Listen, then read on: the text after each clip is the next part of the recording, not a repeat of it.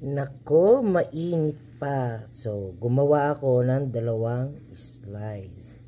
Kasi mag-isa lang naman ako kakain. Ayan na naman ang sausawan ko. May bawang, may sibuyas. Kaya kain tayo, guys. Mainit pa eh. Ayan ang init. Ano ba?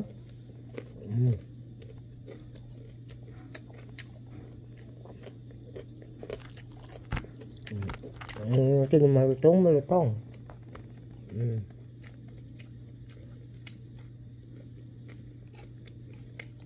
Daan lang po